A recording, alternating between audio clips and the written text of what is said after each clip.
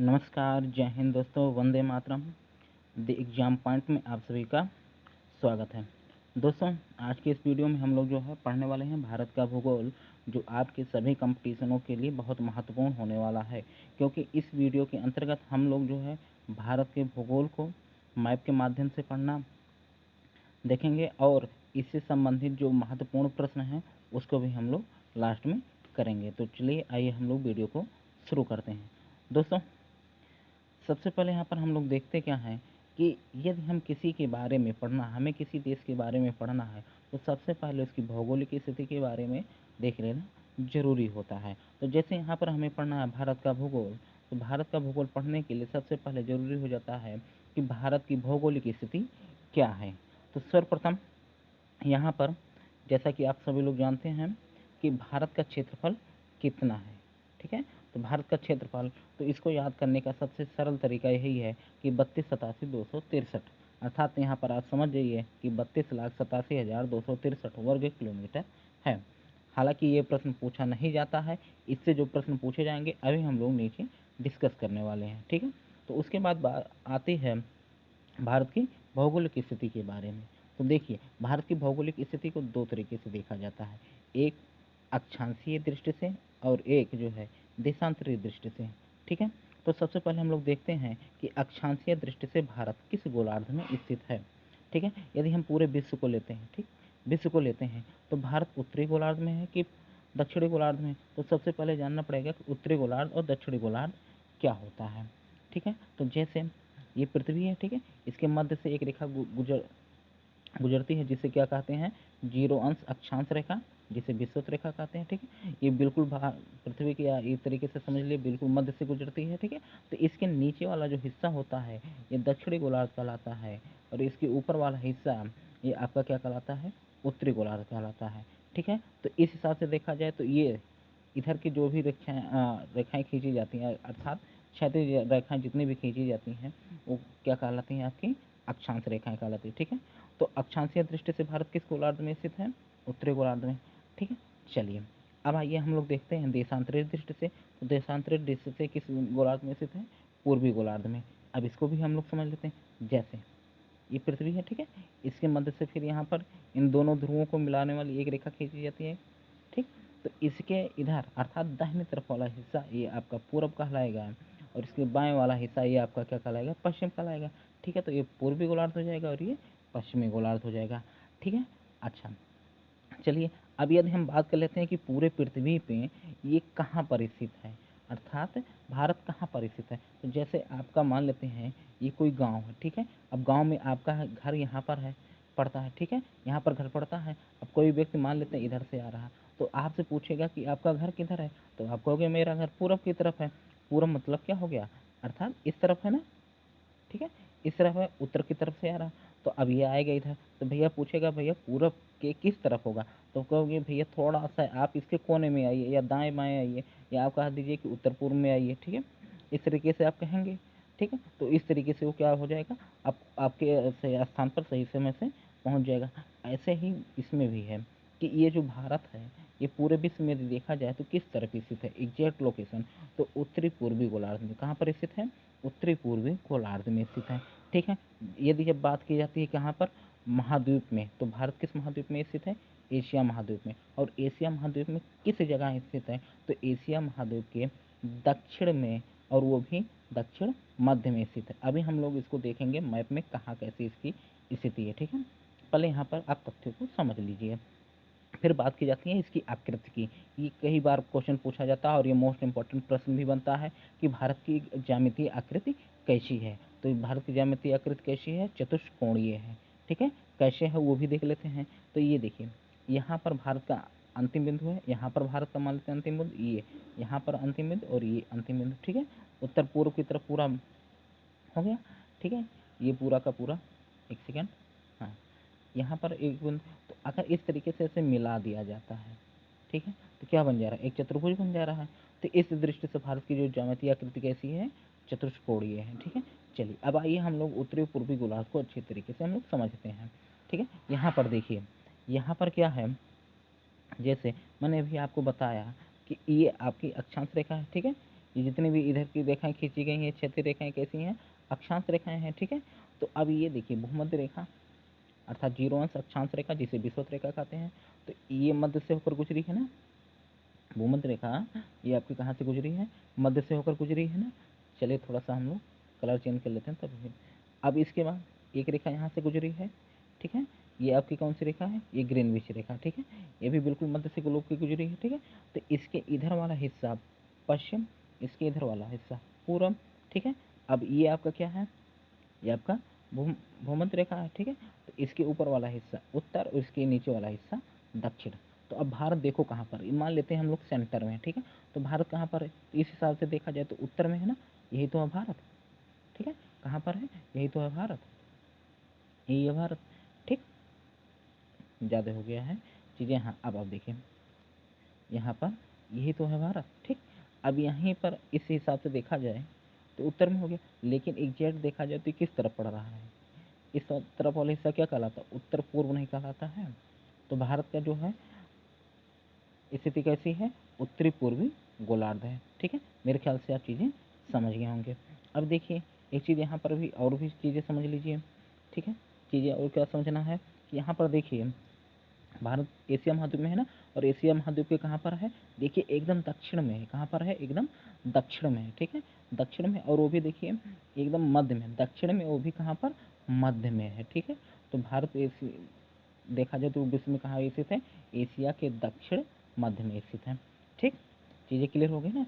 वही चीज़ें यहाँ पर भी हैं, यहाँ पर एकदम स्पष्ट रूप से दिखा दिया गया। अगर यहाँ से हम एक विषुवत रेखा लेकर चलते हैं, सॉरी फिर से यहाँ से खींचते हैं, यहाँ से, ठीक है, ये विषुवत रेखा है। तो विषुवत रेखा के देखिए कहाँ पर स्थित है, उत्तर में स्थित है। ये भी एक प्रश्न बनता है कि भारत विषुवत रेखा के उत्तर में स्थित है कि दक्षिण में स्थित है, ठीक है। तो भारत विषुवत रेखा के उत्तर में स्थित है, ठीक है। अच्छा, अब यहाँ पर देखिए यहाँ से जो है ये यहाँ से आपकी गई हुई क्या, ग्रीनविच रेखा, ठीक है। तो अब देखिए ये अब पूर्व नहीं हो गया, ये क्या हो गया, अब पूर्व नहीं हो गया, इधर पश्चिम हो गया, ठीक है।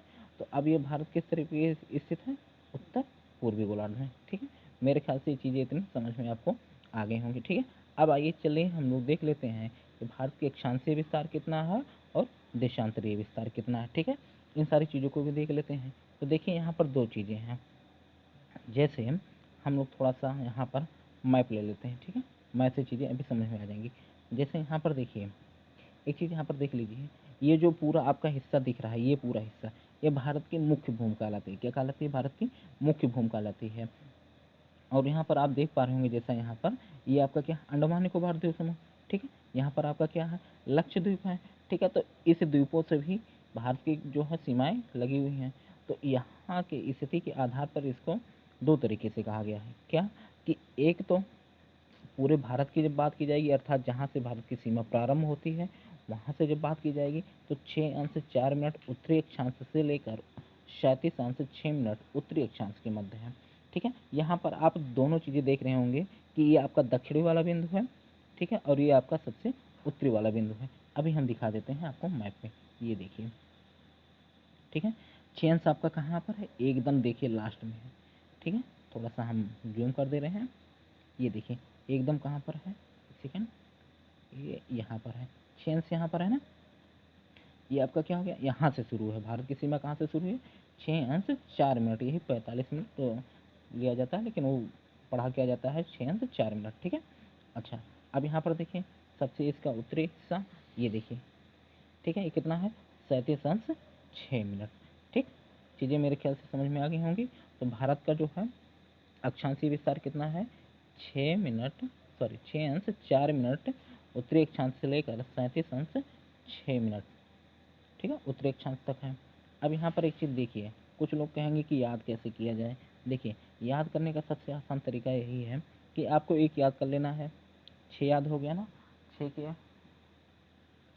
अब इसी 6 का वर्ग करते हैं तो कितना आता है, 36, और 36 में एक जोड़ देते हैं 37, ठीक है। तो 37 अंश 6 मिनट यहाँ।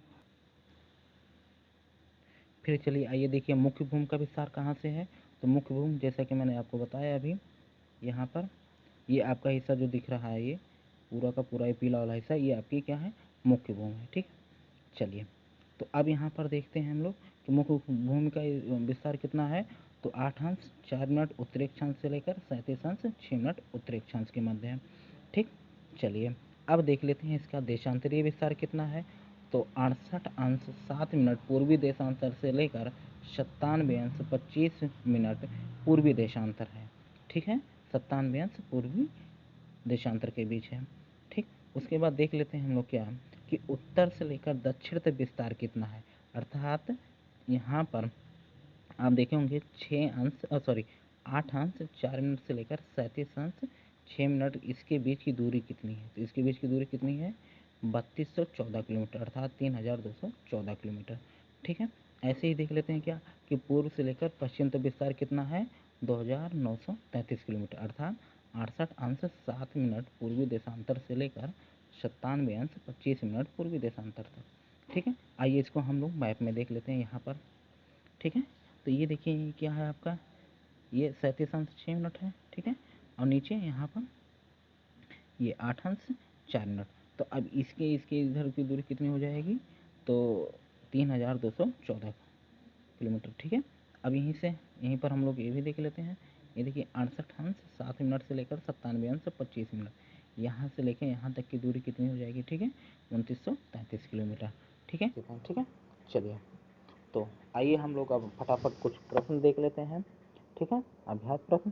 तो देखिए सबसे पहले कि भारत किस गोलार्ध में स्थित है, तो गोलार्ध पूछा है। ठीक है, अब यहाँ पर देख पा रहे होंगे दोनों चीजें आ गई, उत्तरी गोलार्ध, दक्षिणी गोलार्ध, उत्तरी पूर्वी गोलार्ध और पश्चिमी गोलार्ध। ठीक है, तो अब यहाँ पर क्या है, यहाँ पर दो चीजें हैं। तो पश्चिमी गोलार्ध होगा नहीं, क्यों, क्योंकि पश्चिम में तो है ही नहीं भारत, दक्षिण गोलार्ध भी नहीं है। ठीक है, अब आते ही बात कि उत्तरी गोलार्ध में स्थित है कि उत्तरी पूर्वी गोलार्ध में। तो देखिए हालांकि तो है तो उत्तर में, लेकिन उत्तर में एग्जैक्ट कहाँ पर है, तो उत्तर पूर्व में है। जैसे मैंने आपको बताया नहीं था कि घर आपका इधर है, पूर्व साइड में है मान लेते हैं। ठीक है, लेकिन आपका पूर्व साइड में किस तरफ पड़ता है, तो आप कहोगे उत्तर पूर्व में है। ठीक है, तो वैसे ही यहाँ पर ही होगा। तो आपका विकल्प कौन सा सही हो जाएगा, सी वाला विकल्प। भारत किस गोलार्ध में स्थित है, उत्तरी पूर्वी गोलार्ध में स्थित है। ठीक है, चलिए अगला प्रश्न हम लोग देखते हैं कि भारत का जो आकार है वो कैसा है। तो भारत का आकार कैसा है, चतुष्कोणीय। कैसा है, चतुष्कोणीय, इस तरीके से है ना। ये आपका क्या था, ये आपका 37 अंश, इसे मोटा मोटा देख लेते हैं। ये आपका 68 अंश, ये आपका 97 अंश और ये आपका 8 अंश। ठीक है, अगर इन चारों बिंदुओं को मिला दिया जाए तो क्या बना, एक चतुर्भुज नहीं बनना है। तो भारत का आकार कैसा है, चतुष्कोणीय है। ठीक है, चलिए अगले प्रश्न की तरफ हम लोग चलते हैं। तो देखिए अगला प्रश्न क्या है कि भारत का पूर्व से पश्चिम विस्तार कितना है। तो भारत का पूर्व से पश्चिम विस्तार कितना है, 2933 किलोमीटर। ठीक है, जो आपका 68 अंश से लेकर और 97 अंश तक। ठीक है, मोटा मोटा हम लोग देख लेते हैं। ये यहाँ से यहाँ तक की लंबाई इसकी कितनी है, 2933। इसलिए कहा जाता है भारत का विस्तार पूर्व से लेकर पश्चिम तक या पश्चिम से लेकर पूर्व तक का विस्तार कितना है, 2933 किलोमीटर। ठीक है, ऐसे हम लोग देख लेते हैं क्या है कि भारत का जो है उत्तर से दक्षिण विस्तार कितना है। अर्थात यहाँ पर 8 अंश से लेकर और 37 अंश तक की बात की जा रही है। ठीक है, 37 अंश तक की बात की जा रही है। तो कितना है, तो 3214 किलोमीटर। कितना, 3214 किलोमीटर। ठीक है, चलिए अगली तरफ हम आगे बढ़ते हैं हम लोग। तो यहाँ पर देखिए भारत का देशांतरीय विस्तार कितना है, क्या पूछा गया, देशांतर पूछा गया। अर्थात जो यहाँ पर आपका 68 अंश से लेकर और 97 अंश 25 मिनट पूर्वी। ठीक है, कौन सी, पूर्वी देशांतर में स्थित है। ठीक है, पूर्वी गोलार्ध में तो पूर्वी देशांतर रहेगा। तो ठीक है, तो अब यहाँ पर देखिए 6 अंश 4 मिनट होगा, नहीं होगा, क्यों, क्योंकि देशांतरीय विस्तार है। तो 6 मिनट वाला तो कट गया। ठीक है, अब बचता है यहाँ पर क्या, 68 अंश। ठीक है, तो 68 अंश से यहाँ पर दो चीज़ें हैं, एक तो पूर्वी गोलार्ध है और एक आपका पश्चिमी देशांतर है। तो किस में स्थित है, पूर्वी गोलार्ध में, तो इसलिए क्या हो जाएगा यहाँ पर आपका पूर्वी देशांतर हो जाएगा। ठीक है, तो ऑप्शन कौन सा सही हो जाएगा, ये वाला बी वाला ऑप्शन सही हो जाएगा। ठीक, चलिए देखिए विकल्प को आपको काटना आना चाहिए, अपने आप उत्तर मिल जाएगा। जैसे इस वाले विकल्प में हम लोग देखते हैं। ठीक है, तो अक्षांशीय विस्तार तो हमें अक्षांश से मतलब होना चाहिए, देशांतर से मतलब नहीं होना चाहिए। तो देशांतर वालों को हम लोग देखेंगे नहीं। अब यहाँ पर भी देखिए अक्षांश है, यहाँ पर भी अक्षांश है, लेकिन किस अक्षांश में स्थित है, तो भारत उत्तरी अक्षांश वाले और गोलार्ध वाले में स्थित है। तो यहाँ पर विस्तार कहाँ हो जाएगा, उत्तरी अक्षांश के अंतर्गत आएगा। ठीक है, तो यहाँ पर भी उत्तर है, यहाँ पर देखिए तो यहाँ पर दक्षिण है तो ये वैसे कट गया विकल्प, ये सही हो जाएगा आपका ए वाला विकल्प। ठीक है, तो चलिए, तो आज की वीडियो में बस हम इतना ही रखते हैं। वीडियो पसंद आया होगा तो आप वीडियो को लाइक, शेयर और अभी तक चैनल को सब्सक्राइब नहीं किया है तो चैनल को सब्सक्राइब कर लें और बेल आइकन को प्रेस कर लें, जिससे जब भी वीडियो अपलोड हो तो आप उसको तुरंत देख सकें, आपके पास तुरंत उसका नोटिफिकेशन पहुंच सके। ठीक है, तो फिर मिलते हैं एक और बेहतरीन वीडियो के साथ, तब तक के लिए जय हिंद।